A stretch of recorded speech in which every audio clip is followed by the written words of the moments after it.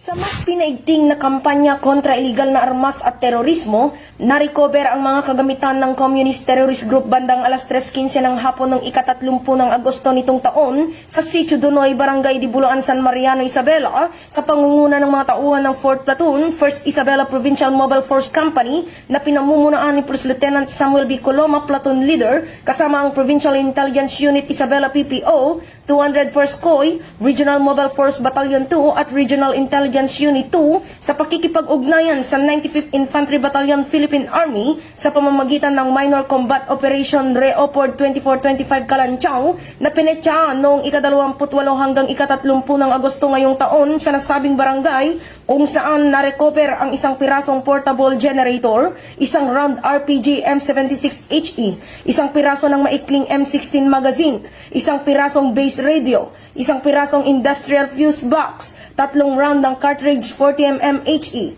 3 pirasong Browning automatic rifle magazines, 33 piraso ng round caliber .30 ball ammunition, 27 pirasong round 7.62mm na bola na nakalink, isang pirasong electrical tester, 27 metrong antenna wire, sari-saring kawad at subversibong dokumento. Ang pagkakarecover ng mga ito ay dahil sa pahayag ng isang dating miyembro ng Communist Terrorist Group na si aka Ludi na na-recruit noong taong 2016. Taong 2019 naman, dahil sa patuloy at mas pinaigting na pagsisikap ng gobyerno tulad ng serye ng mga aktibidad ng Retooled Community Support Program sa kanilang barangay, nagdesisyon siya umanong magbalik loob at magbagong buhay kasama ang pamilya. Samantala, dinala ang mga na-recover na mga kagamitan sa 1st Isabela Provincial Mobile Force Company Headquarters para sa pansamantalang kustodiya at dokumentasyon bago ang tamang disposisyon. Ang mga kapulisan sa pamumuno ni Police Lieutenant General Jose Melencio C. Nartates Jr., hepe ng pambansang pulisya,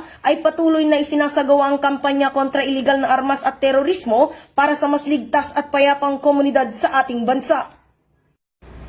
Mula dito sa lalawigan ng Isabela, ako ang inyong Police News Network Correspondent, Patrolwoman Jerilyn Colico, alagad ng batas, tagataguyod ng balitang pulis.